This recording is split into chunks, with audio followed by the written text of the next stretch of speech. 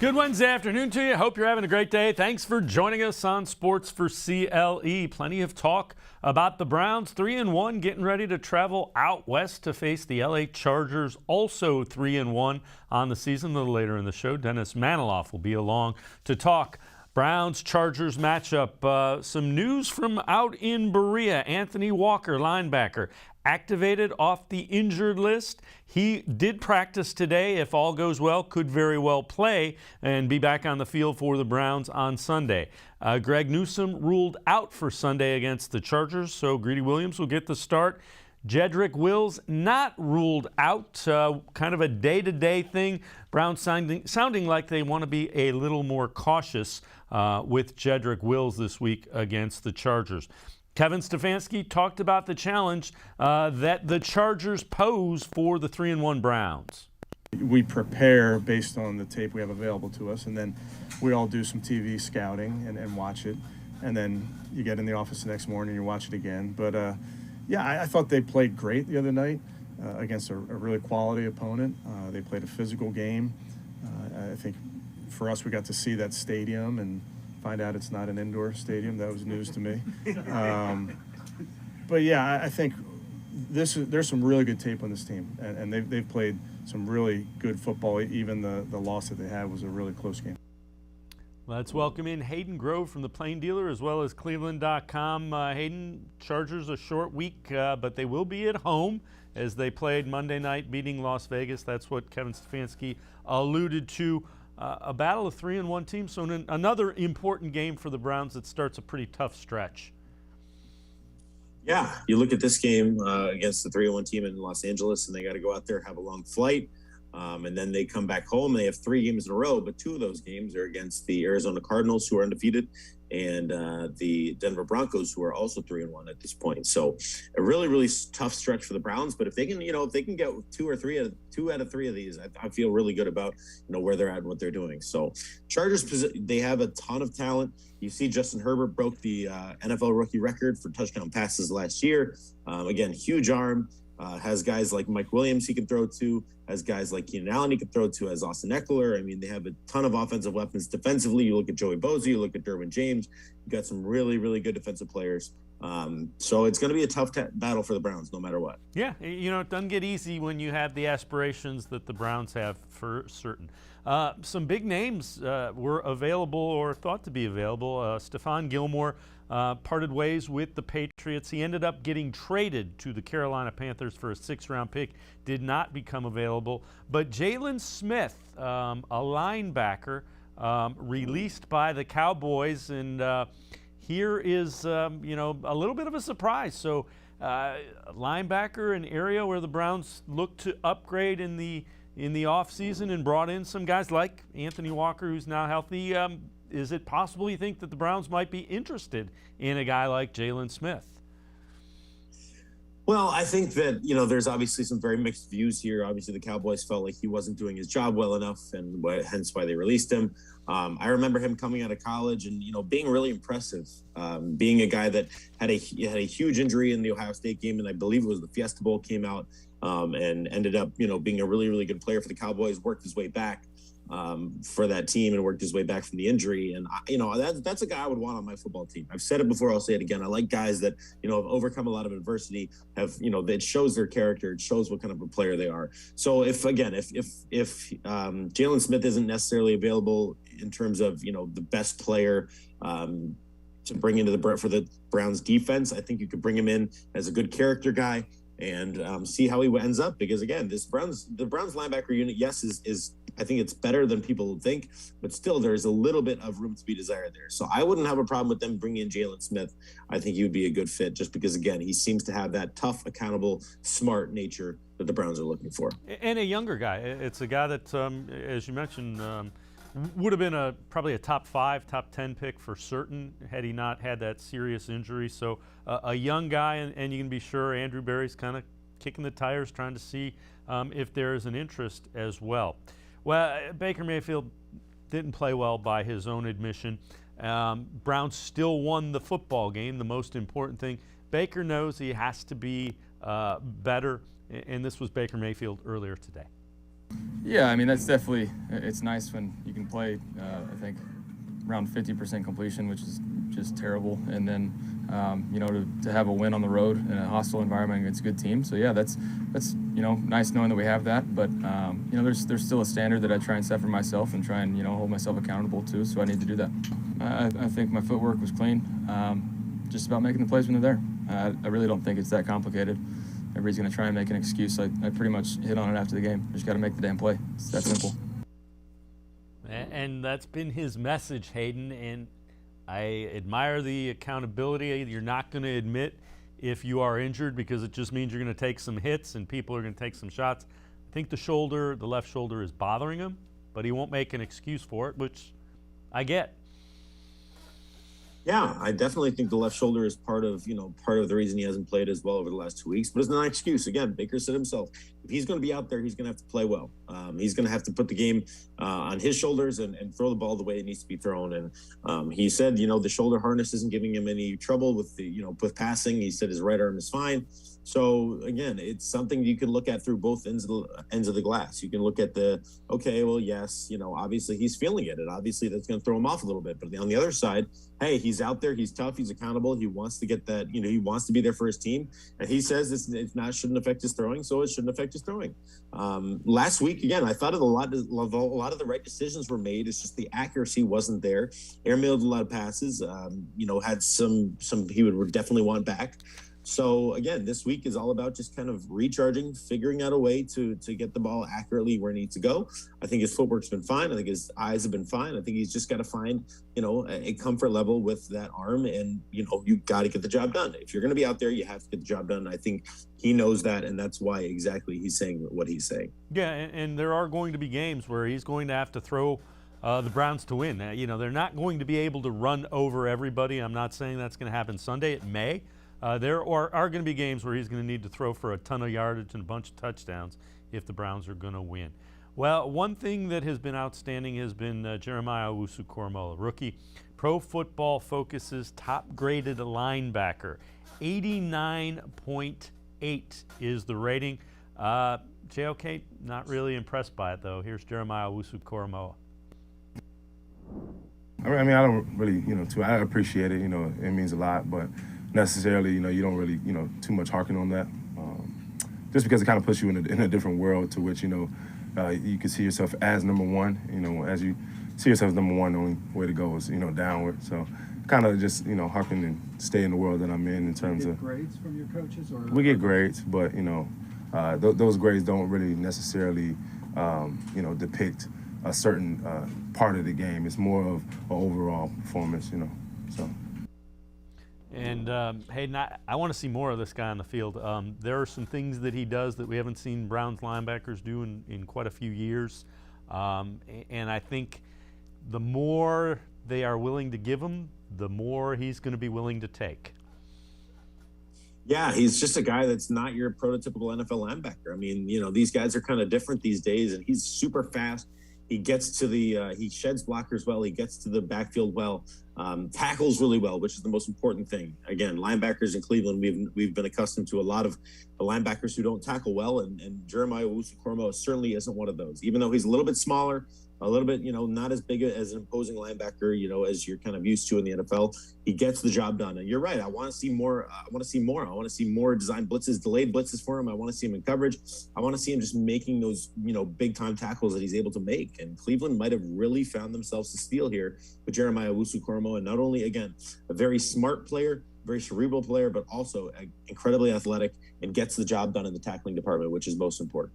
The other thing is I'm not criticizing Joe Woods for the way he's brought him along either. I thought his plan was smart. Make sure he's comfortable with what we need him to do here before we start blitzing him, before we start doing. I think that's the right way to go with a guy that can do so many things. Make sure he's comfortable with the fundamentals, and then we'll get as crazy as we can with what we do with him.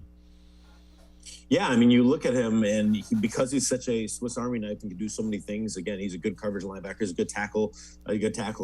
Again, just so athletic. You could overwhelm him with a lot of stuff. You could overwhelm him with so much in the playbook. You could overwhelm him with just all the things you wanted to do. But at that point, he would probably be running around like a chicken with his head cut off and not really, focusing on the things that he needs to focus on the play at hand. So I really applaud Joe Woods. I applaud the entire defensive staff for giving Jeremiah Owusu-Koramoah just enough that he can handle each week. And so he can just dominate that certain assignment, right?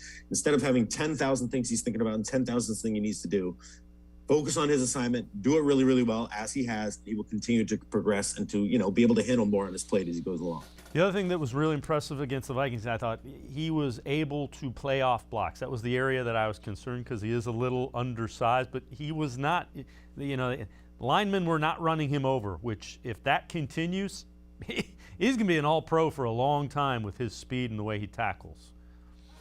Yeah, that's the best thing about a linebacker is his ability to shed a block.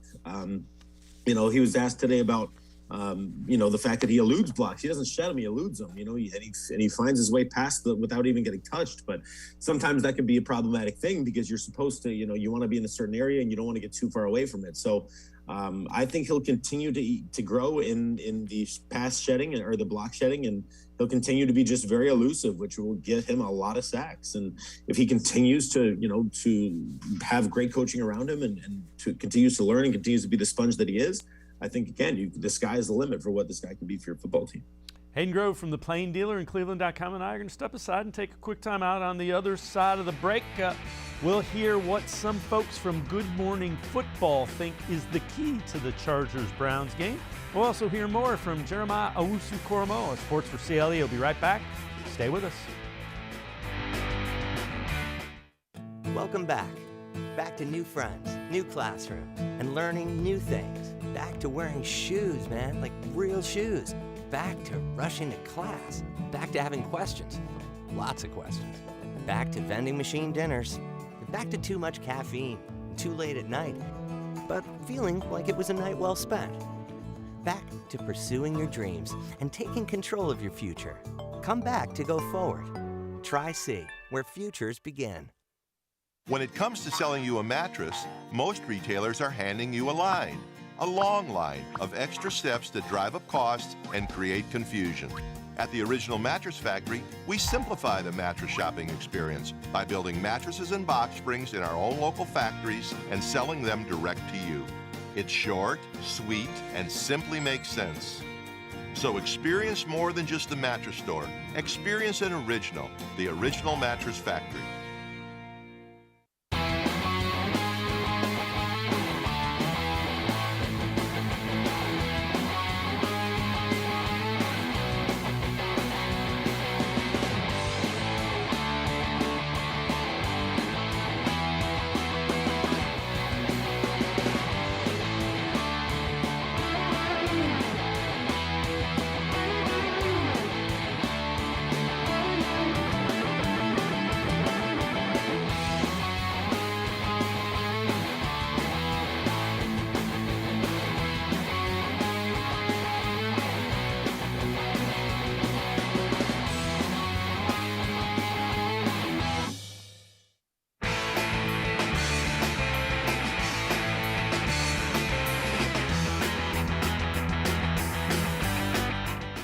Continue talking Browns Chargers. Peter Schrager from Good Morning Football on the NFL Network on what decides the Browns Chargers game this weekend.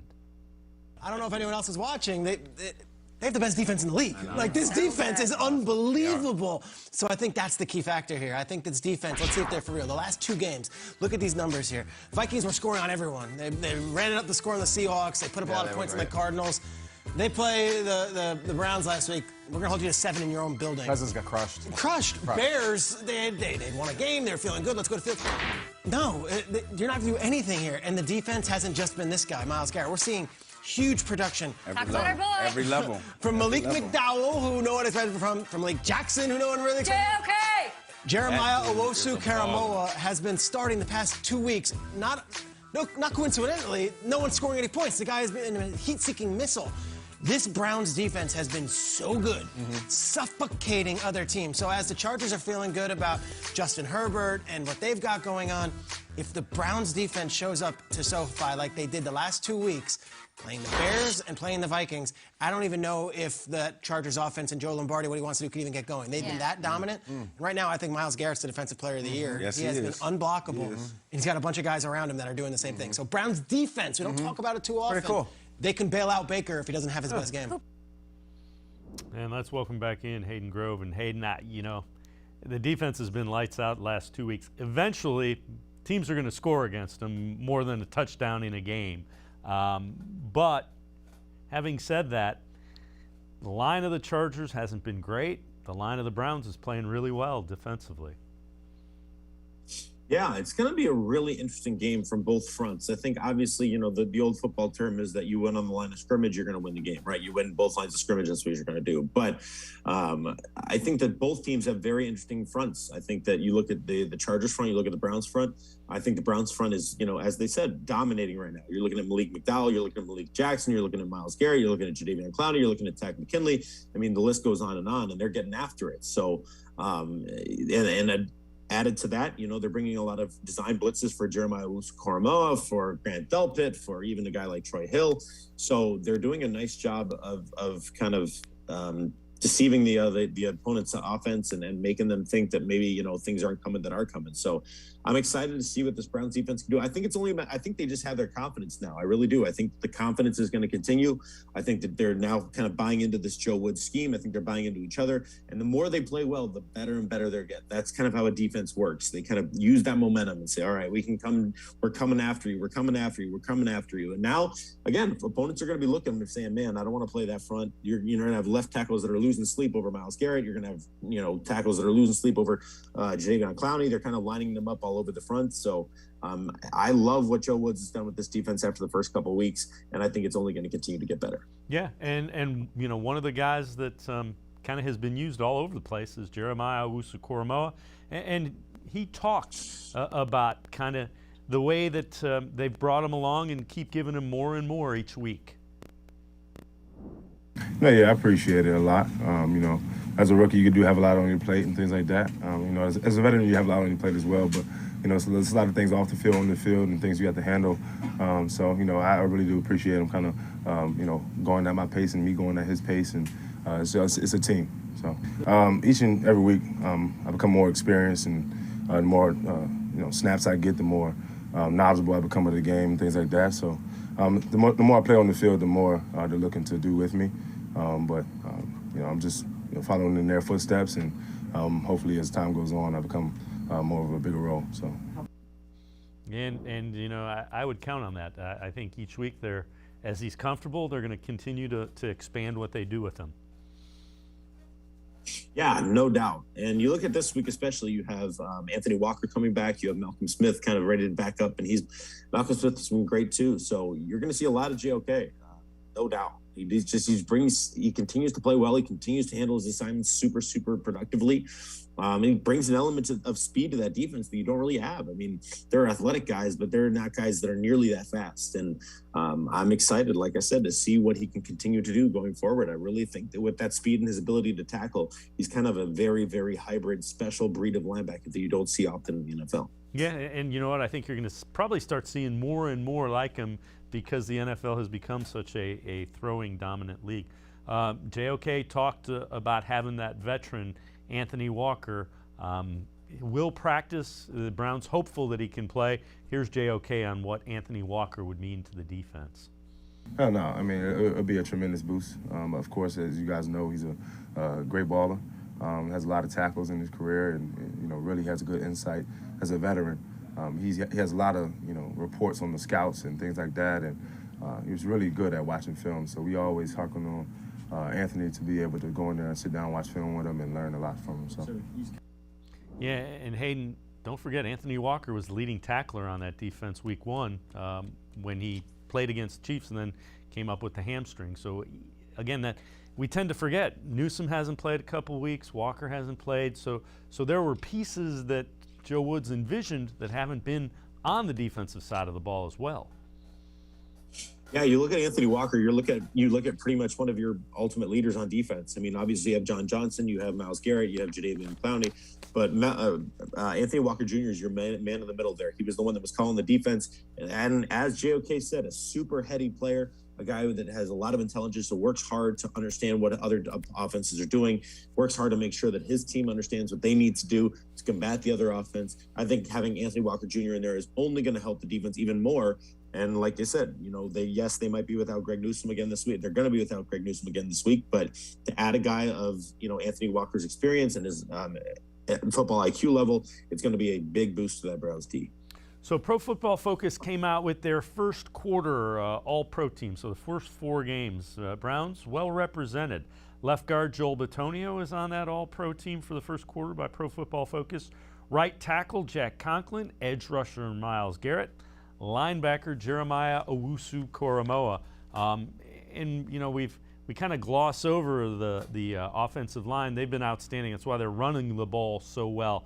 When you talk to them, they want to clean up some of the sacks, but the run offense has been great, and it's because of that offensive line.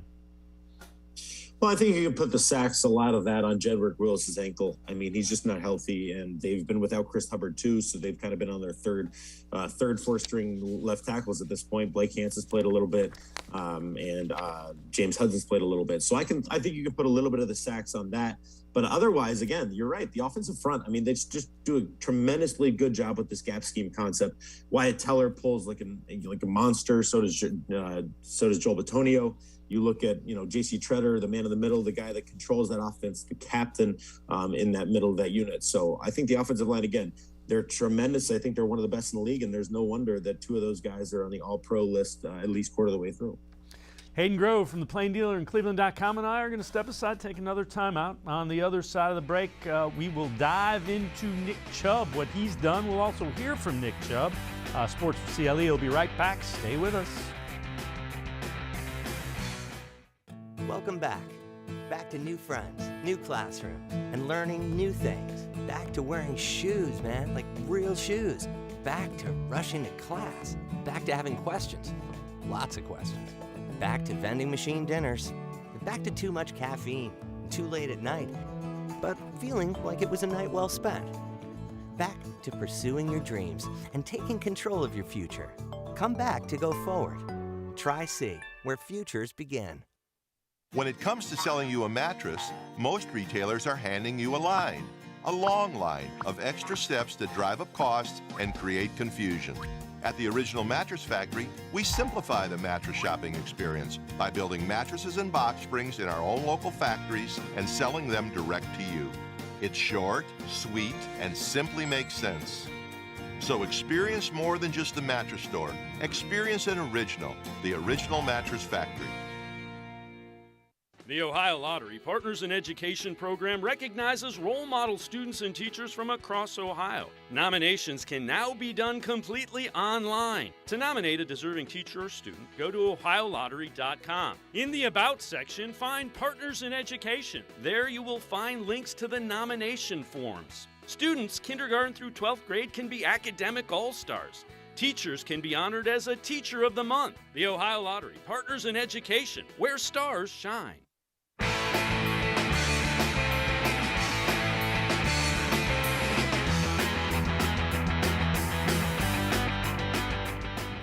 Sports4CLE continues. We continue talking Browns Chargers with Hayden Grove from the Plain Dealer and cleveland.com. Hayden, here's a tweet that you put out on Nick Chubb that I wanted to share with everybody. And you look at it, rushing yards second, 362 yards per game. Second, 90.5. Rushing touchdowns, fifth with 3 attempts. Fourth with 69. Remember, Nick Chubb is kind of Kareem Hunt is also sharing that workload, so those numbers would be inflated even more, but I think they make each other better. That's kind of the secret to the success. Yeah, I really do. I put out another tweet that kind of just said basically that, those two guys are really, I think they're best when they're together. I think they bring out the best in each other. I think Kareem is obviously the more gregarious, kind of fun-loving kid who kind of runs with reckless abandon, whereas Nick Chubb is much more measured, much more quiet. But I think together they work so well, and I think they should try to do everything in their power to stay together for the large majority of the rest of their career, because I can't see anybody stopping them if they're together. I can't see anybody stopping them. I think that they'll, make each other a lot of money. I think they'll win a lot of games. I think they'll be really successful if they continue to do it with each other. It's a match made in heaven, and the Browns are super lucky. But yeah, you're right. Nick Chubb gets the boatload of the carries, and he's obviously second in the league in rushing right now, and only top 10 in attempts, but definitely not at the top of the list. Derrick Henry has like 110. So again, these guys are super, super good for each other. They spell each other. They help each other to kind of find things that they don't, that they are not necessarily a part of who they are. And, they tend to grow with each other, which is awesome. Yeah, and the other thing I will say is they extend each other's career because no one's taking the pounding that Derrick Henry has taken by having all of those carries. Well, Nick Chubb talked about the success he's had, and no surprise, he gave credit to the offensive line. Here's Nick Chubb. Oh, I mean, I use those guys as my eyes sometimes, seeing what they see, kind of filling it out depending on their leverage. And I mean, it helps me out a lot when they can knock a guy out or put him inside because it makes my read clear. So I enjoy running behind those, those great guys pulling. And Kareem Hunt is the same way. They credit the big guys up front that are clearing the way for them, and as they should. Yeah, I mean, a running back's job really, the running back can't do much if he doesn't have that time in the backfield to read. So the offensive line does like half of the work in getting a good runner to have a good year. The offensive line's got to be there. You talk to any good running back, any rusher in the history of the game, they will say that 95% of the time that half of the work is the offensive line. If they get the job done up until the point that the running back is running through that line, then the running back does have the other half of the work finishing the run. So this Browns offensive line does a very, very good job. They do a very good job. They get great push in the run game. And I think Kevin Stefanski does a great job in kind of dialing up certain things like Sunday against the Vikings, that big third, and there goes Kareem Hunt for 33 yards on a draw. I mean, a beautiful call. They've been kind of bringing pressure all day. And Kevin Stefanski saw it and said, okay, well, then here's the draw play. And it was well designed, perfectly executed, and it's a combination of everyone from Stefanski to Kareem to Nick to Jedrick to Joel to Wyatt to Jack to JC. I mean, they all do a tremendous job, and that's why you're looking at Nick Chubb at the top of the league in the rushing right now. Yeah, and it's demoralizing to a defense when you're able to run for 30 yards on 3rd and 30. All right, we're going to look at another one of your tweets, and this one is about all-purpose yards among running backs. So Henry is first with 635. Then there's Edmonds, McCaffrey. Kareem is fourth at that with 355. But Hunt ranks second in that group with 6.45 yards per touch. So making the most of his touches in terms of yards per touch. But again, it just goes to show you, it's further evidence of how we were talking about him and Nick Chubb, being Hunt, working together to be, even better than they are individually. Yeah, I mean, Derrick Henry, the stats for Derrick Henry are obviously great, but he's one guy, and he does everything for that Titans offense, right? There's no belt, there's no second back. He does everything. He catches a ton of screen passes. He catches a ton of balls out of the backfield. He runs the ball. I mean, again, he's way, way, way at the top of the charts in the amount of touches, which is why he's not necessarily, getting the yards per touch that a guy like Kareem Hunt has. Kareem Hunt is just getting those few touches, but making the absolute most of them. And even you look at Chase Edmonds, he's kind of the bell cow back there. You look at the Carolina Panthers, Christian McCaffrey. I know he's been hurt, and that's, definitely plays a role in it. But again, he's their main guy. Kareem Hunt being the second option in Cleveland, still amongst the top of the league, and guys that were able to get the ball, down the football field, gaining yardage. So it just speaks to how great Kareem Hunt is. He really is a spectacularly talented football player, and Cleveland, like I said, is very lucky to have him. So one of the things that was not great, Baker Mayfield and Odell kind of couldn't find a connection in the Vikings game. Today, Baker talked about the importance of game reps and just kind of he and Odell getting a feel for what each other need to do and what they like. Absolutely. It's definitely different timing when it comes to game reps when I'm having to get the ball out with guys, barreling down, and he's seeing a different thing. He's also his game speed's a little bit different too. It's pretty quick. So, yeah, there's definitely that. But, we have to take advantage of our opportunities, and it starts with me. When you're surrounded by so much talent, is there pressure there, just because what kind of explosive players in offense you can be? No, I think we're kind of going around the circle again. I think it's my job to get the ball out of my hands in their hands, in our playmakers' hands, and let them do the work. So, and that starts with just finding completions and hitting them.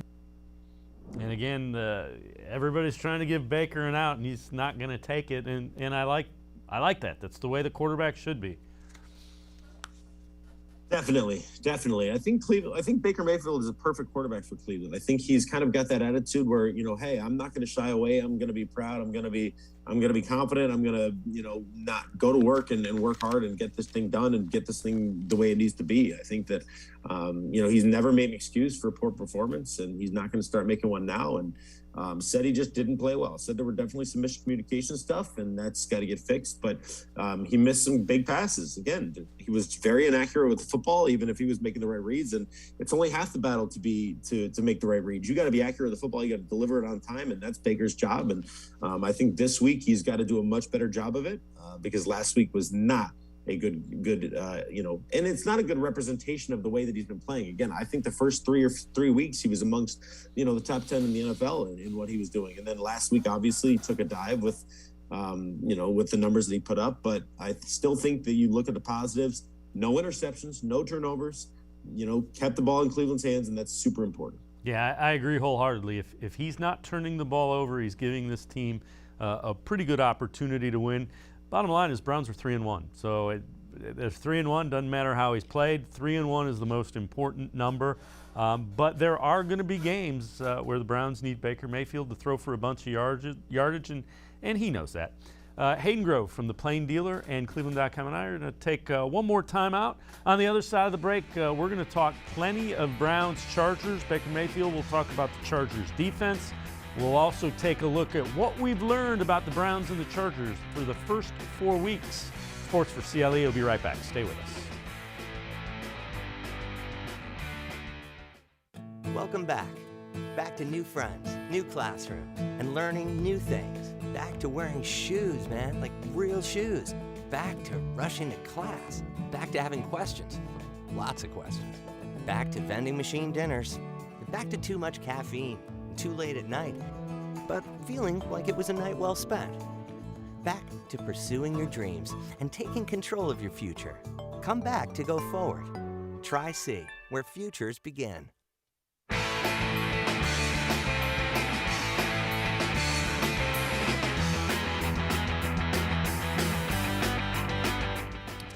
Three and one Browns getting ready for the 3-1 Chargers out on the West Coast, 4 o'clock on Sunday afternoon. Baker Mayfield talked about the challenges of that Los Angeles Charger defense.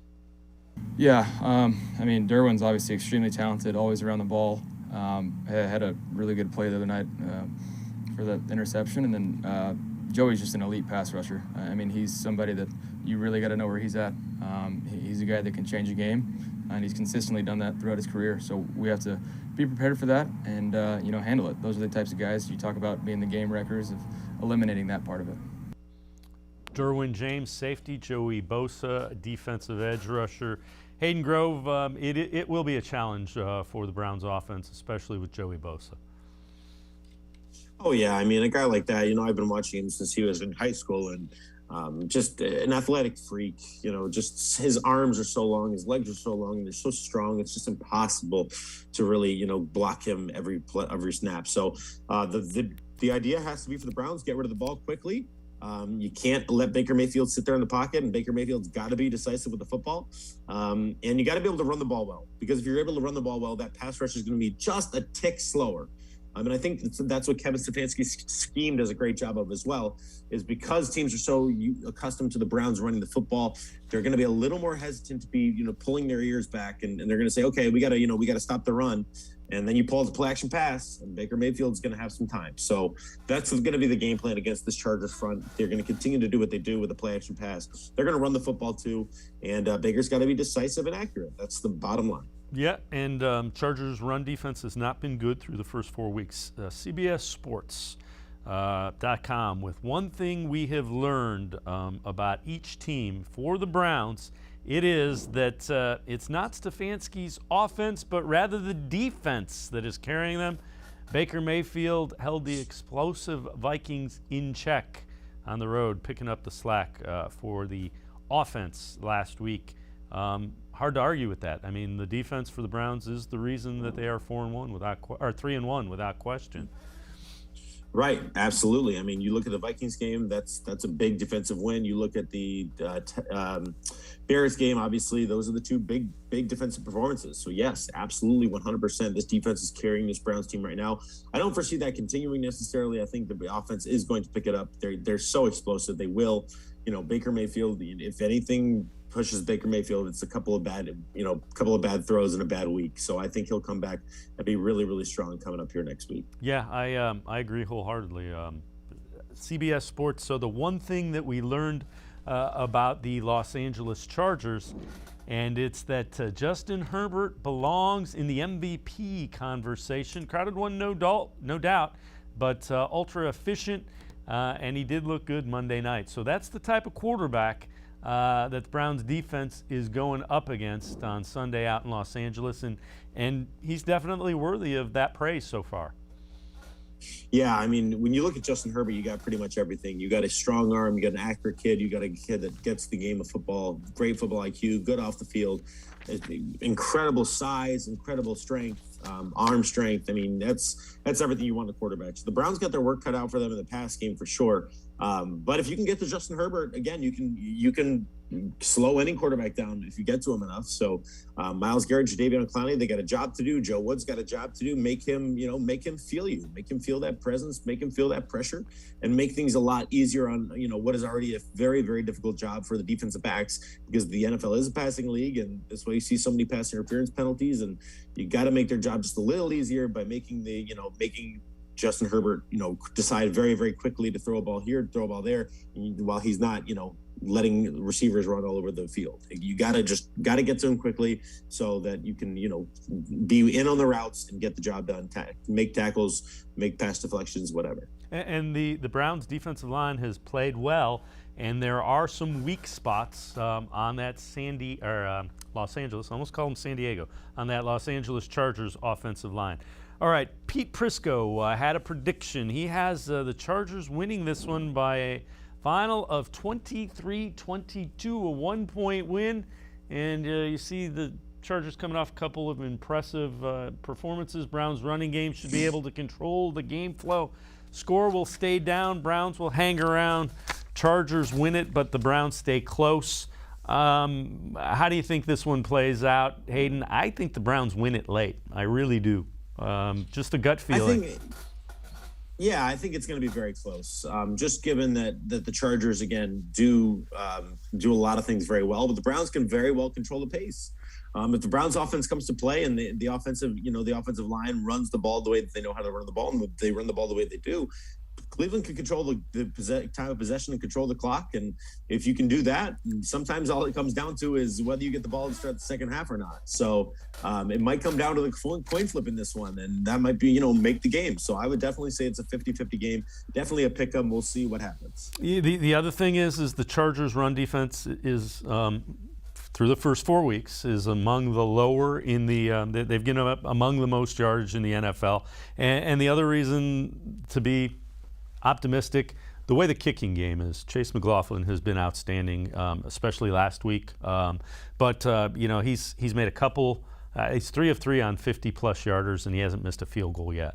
And I'm not looking to jinx him, but he's been really good. Yeah, I mean, that's the thing. It's just like when you do have confidence in Chase McLaughlin going out there, there's no guarantees. There's never a guarantee with kickers unless your name is Justin Tucker. I mean, there's really no guarantees that your kicker is going to go out there and make field goals. So you don't want the game to fall into Chase McLaughlin's hands, because yes, he has been good, but there are plenty other ways to win a football game. You have an opportunity here. play good offensively, play good defensively, and if that's the last option is to rely on Chase McLaughlin to win you a football game, then yes, do what you got to do. What you got to do. But I think this Browns team is good enough to win this game with their offense and with their defense at this point. Sounded like a football coach there. Don't rely on special teams to win a football game. That is definitely a football coach's mantra. Hayden Grove from the Plain Dealer and cleveland.com. Hayden, as always, man, appreciate the time and the insight. Thanks very much.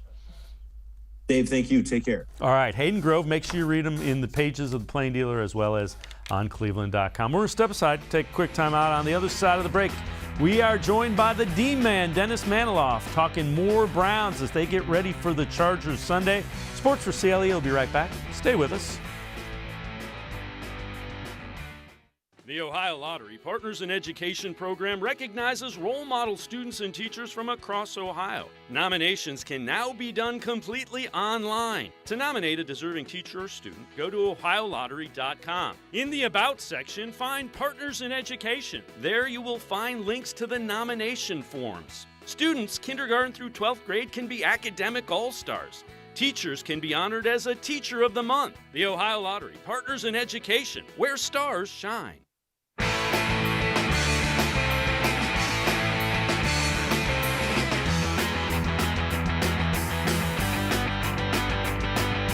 Sports4CLE continues. We continue talking Browns, getting ready for the Chargers. That means Browns have to find a way to block Joey Bosa, and the offensive line has been really good.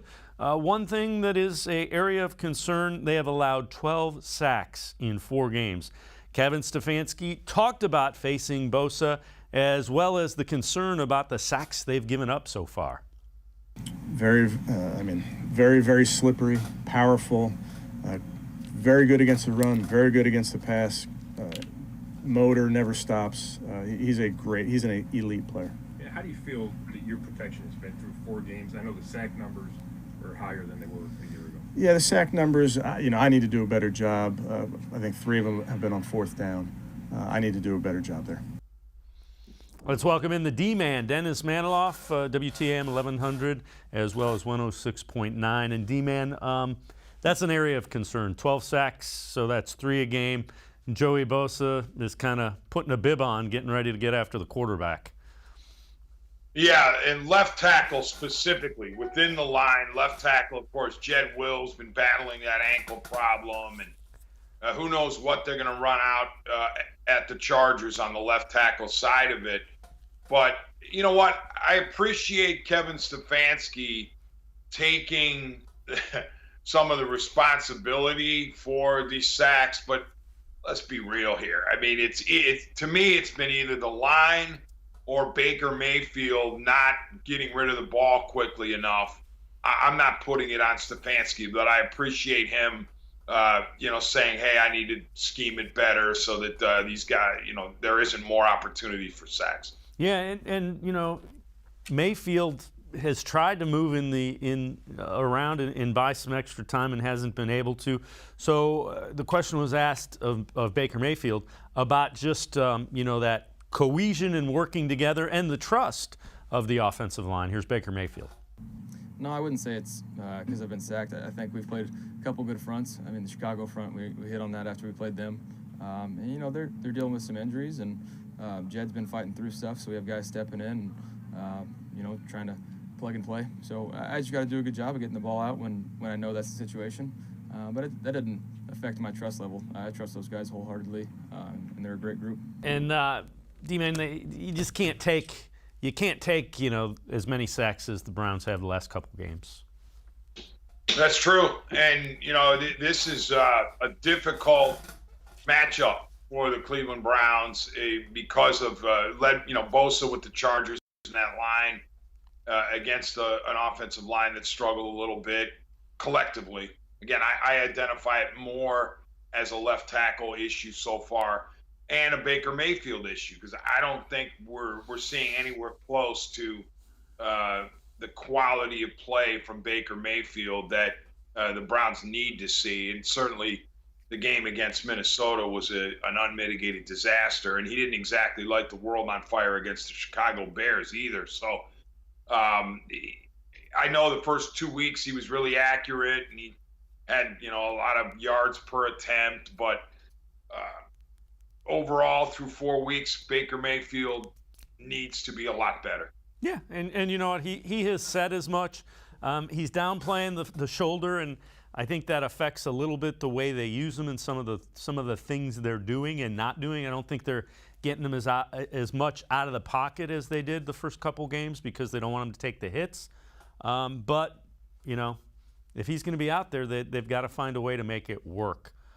Dave, real quickly, I'd almost rather it float through back channels that the injuries are bothering him, because if we don't have injuries as an explanation, then how do we explain what we saw on Sunday? Because I hope he's injured for that part of it. I mean, I want him to be healthy, but in order to explain something as bad as Sunday, then you say, okay, maybe the shoulder is the issue, because if it's not an injury situation, it's strictly a performance thing, that causes your level of concern to go up that much more. Yeah, I would agree. And we're not going to – the last thing in the world they're going to do is say, yeah, his shoulder's sore, because then they're going to be taking – people are going to be running off the sideline trying to get a shot at his left shoulder.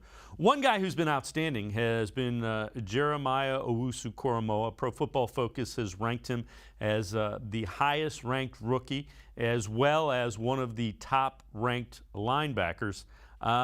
JOK, though, says nobody's going to be a bigger critic of his play than he is. I think you got to be hard on yourself. You got to be your biggest critic, to be able to continue to climb. If I think too highly of myself, one day I might go out there and do something unnecessarily that I want to do. So I always kind of set the bar high in my mind, but outwardly kind of be humble. D-Man, when I watch him play, I see things that a linebacker hasn't done in a Browns uniform in a lot of years, and I see things that we are usually watching other linebackers do against the Browns and go, how'd he do that?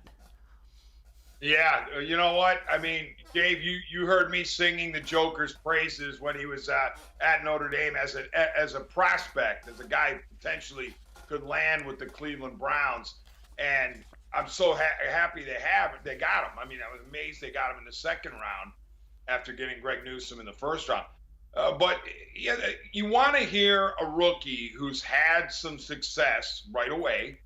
You want to hear him striving for greatness. You want to hear him critiquing himself. You want to hear him saying, hey, I haven't arrived, I mean, and that's what you get from Jeremiah Owusu-Koramoah. The unrelenting work ethic translates to what you see on the field, and that's why he's such a fun guy to watch and a fun guy to track. And he's exactly the type of player. I'm not saying there weren't players here before with last year with Joe Woods' first year, but he's the type of player that Joe Woods can turn loose and affect games. The thing that has been impressive is you're concerned that an undersized linebacker won't be able to get off blocks. So far, he's been able to do that. He's been able to get around him. He's been able to get off him. He's been the things that you were concerned about. And that's not to say that, he could end up getting flattened by, Rashawn Slater, the left tackle against the Chargers on Sunday. But some of the concerns you've had have been alleviated by the way he's played the last couple games. That's right, David. When you think back to the 2021 draft, why did Owusu-Koramoah slip? Why did he fall out of the first round and then even the top part of the second round before the Browns moved up to grab him? One was this heart issue, which was ridiculous. It turned out that was completely phony, and it worked to the Browns' advantage. Actually, that people were worried about some sort of a test that he didn't take or he did take and they didn't like it. The other one was the fact that he was undersized for an NFL linebacker. But there's a place in today's game, especially for the Swiss Army knife, for the hybrid, the guy who doesn't have to be a giant at linebacker, but can be, as long as he's strong enough. And then he's got the ability, as we've seen already this year, Owusu-Koramoah, the Joker, has covered, people out of the backfield or tight ends. So he's capable of doing a lot on the field. And when it comes to affecting plays, he has a knack. It's almost one of those it factors. He has a knack of figuring out a way to get to the ball. If he has to weave through people, duck under people, shed people, inevitably he's there. And that's all that really matters. And he's a really good tackler in open space through 4 games. He's been really good. All right, when you look at the first 4 weeks, what concerns you the most about the Browns as we sit here 3-1, getting ready to head into week 5? Well, the great news is, Dave, what doesn't concern me is the kicking game.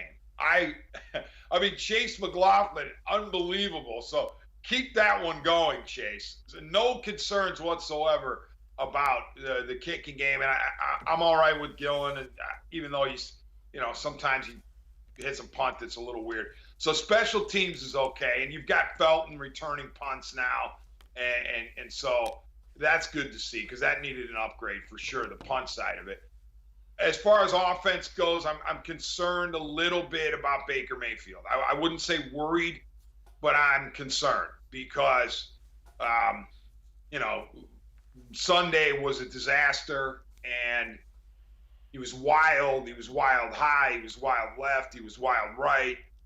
It seemed like he was in a hurry, too much in a hurry to do what he needed to do. He was missing guys who were wide open. He wasn't seeing guys who were wide open. So that kind of performance, honestly, it can't happen again. I mean, you give a quarterback who's supposed to be good, you give him a mulligan, but there can't be more than one of those, or if there is, it can't be as bad as this. So Baker Mayfield is a little bit of a concern for me right now. The running game is fine. The O-line, obviously, the left tackle situation is a concern. On the defensive side, I have no issues whatsoever with the D-line, the linebackers. Cornerback is a concern. Now that we know Greg Newsome, the second, is not going to be available again this week, Greedy Williams is going to step in. That's a tough assignment, for Williams and Denzel to try to handle what the Chargers can throw at you on the receiver side, as well as the great Justin Herbert. So I would say my main concerns right now would be left tackle, cornerback, and quarterback. The D-Man, Dennis Manoloff, and I are going to step aside, take a quick time out. On the other side of the break, our Pick 4 segment. We'll also take a look at Super Bowl odds. Some folks think the Browns are legit. Sports4CLE will be right back. Stay with us. Welcome back.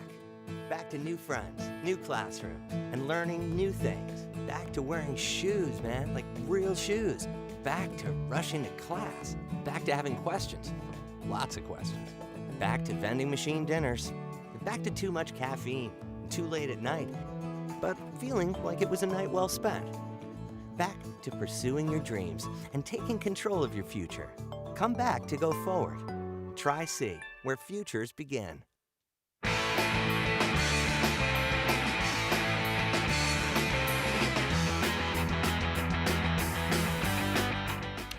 We continue talking Browns football. So Ken Carman from 92.3 The Fan tweeted this out. Very interesting. The odds to make the Super Bowl for the Browns, courtesy of BetOnline. Hashtag HG or underscore HG. Week 1, 20-1 for the Browns. Week 5, 11-1. So D-Man, they're buying into the Browns as a potential Super Bowl winner. I know you're going to pump the brakes, so we'll go into our we will go into our Pick 4 segment. D-Man, you struggled last week. You were 0-4. Dave. I was 3-1. Uh-oh. The Saints fan. Yep. All right. We're going to begin with the Browns. So the Chargers are 1.5-point favorites at home against the Browns. Who you have, D-Man? Well, before we continue, Dave, part of my 0-4 was I took the Vikings plus the 2 against the Browns at home. lost that. But in my work for WTM 1100, I went off of the game and I took the under for the Browns-Vikings. The number was 52 or 52 and a half, and I took the under, and the total wound up being 21. So I was so happy with myself, but then I looked and I saw that I had lost with you on the actual game. So terrible week. I'm struggling immensely. As far as this game goes, I don't want to be accused of being a Debbie Downer with the Browns, but I don't like this matchup. I didn't like this matchup before the season started. I certainly don't like it now, given how good the Chargers have looked, given how good Justin Herbert is, and it's in their place. And on top of that, Baker Mayfield being as shaky as he was against Minnesota has me nervous enough to take the Chargers here. I'm going to go with the Browns. 1.5 points. I could see the Chargers winning by a point, but I just have a feeling they're coming off a short week. They played Monday night. I know the Browns have to travel cross country, 3,000 miles and all that stuff. I actually think Baker Mayfield's going to end up having a big game. There, I said it. The Chargers' run defense is not good. It's pretty bad, although it was much better against the Raiders. I think the Browns, I think they're going to win the game. I think it's going to be a close game. It may come down to a last-second field goal. I've been really surprised in a pleasant way about Chase McLaughlin. So I'm going to go Browns plus 1.5. All right, take us through Packers -3 at the Bengals. Who do you like in that one? I like the Packers. They obviously rebounded nicely from their debacle in week 1 against the Saints in Jacksonville. They've won the next 3. And the Bengals are plucky and interesting and 3-1, but they haven't played anybody on the caliber of the Packers. And so I think that Aaron Rodgers will perform well. I don't think that Burrow will stink up the joint by any stretch, but I think Rodgers and the Packers, too much of a seasoned winner to stub their toe at Cincinnati. Yeah, I can certainly understand that. All right, Broncos at the Steelers. Steelers a 1-point favorite against Denver. I don't know why Vegas doesn't do me any favors and make the Steelers this massive underdog, because everybody, including me, is watching them seemingly, careening off a cliff, and we're happy about it, at least those of us who aren't traitors to the Northeast Ohio, born and bred, and suddenly became Steelers fans just because the Browns were bad. But I'm nonetheless, I'm going to look at this and go, Denver is due for a market correction. They got one, or they were due. They got one against the Ravens, and now they got to travel to Pittsburgh. The Steelers can't possibly be as bad as they've shown. Maybe they can, but I still think they can't possibly be as bad as this. So I'm going with this. All the Steelers have to do is remember they went into Orchard Park and beat the Bills in the opener. They should be good enough to beat Denver. All right, speaking of those Bills at Chiefs, the Sunday night game. Chiefs 2.5-point favorites at home in Arrowhead. I love the Chiefs here. I really do. I think the Chiefs are tired of hearing about how the Bills are on the ascent, and the Bills are, the Bills have been there, and they were last year's AFC Championship game participants. But you hear a lot more love, it seems, for the Bills than you do for the Chiefs these days. And so I think that the Chiefs are itching to take it to the Bills, and I think they will. All right, so I went 3-1 last week, 7-9 overall. I'm going to go Saints -1.5 at the Washington football team. I think Sean Payton finds a way to get the win, and they're going to win by at least 3. Washington's offense has not been good since Fitzpatrick has gone out, and I don't expect it to miraculously get good against a pretty good New Orleans defense. I'm going to take the Titans -4 at the Jaguars, and I know people are going, the Titans lost to the Jets. And yeah, I know. But have you seen what's going on in Jacksonville? I mean, I'm taking the Titans +4, and if they do anything other than hand the ball to Derrick Henry, I'm going to go, what are you doing? Just keep giving the ball to Derrick Henry. He needs to get 30 carries, because if he ends up with 30 carries, he's over 200 yards against Jacksonville. I'm going to go Titans -4.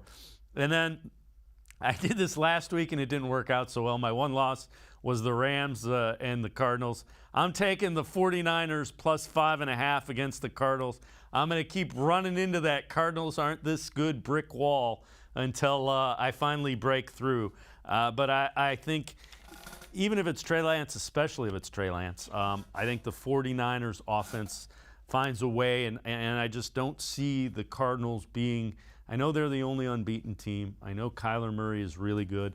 I just don't think the Cardinals are that good. They could win this game. I don't think they're winning it by more than a field goal. So I'm going to go 49ers +5.5. Dave, let me go back to your Jacksonville pick. The Jacksonville situation is so toxic right now for Herb. Herb has lost it completely. I'm amazed that he was not fired. That is stunning. Maybe the Jacksonville owner didn't want to pay him on the way out the door, pay to get rid of him. But it's stunning to me that Herb has not been booted. And now that he's retained, now that he remains, you're hearing reports from his players who are like laughing at him. They're not taking him seriously at all. So what you see on the field from the Jaguars could be one of two things. It could be, we're going to win in spite of Herb, and we're going to really play great football, or we're going to lay down or make business decisions until we force ownership's hand to get rid of this guy. Yeah, and either one, yeah. All right. D-Man, appreciate as always the D-Man, Dennis Manoloff. You can listen to him 1100 News Radio, WTAM 106.9 as well. D-Man, as always, appreciate the time and the insight. We'll see where we sit on our picks after this week. As always, have a good one, D-Man. Appreciate it. Entertainment purposes only, Dave. Thank goodness. Thanks, Dave. All right, the D-Man, Dennis Manoloff. That'll do it for us on this edition of Sports4CLE. We will see you again tomorrow, 4 o'clock. Scheduled guest Jeff Phelps, as well as Ryan Cavanaugh, to preview some of the high school matchups across Northeast Ohio. We will see you again tomorrow at 4. Have a great night, everybody. See you tomorrow on Sports4CLE.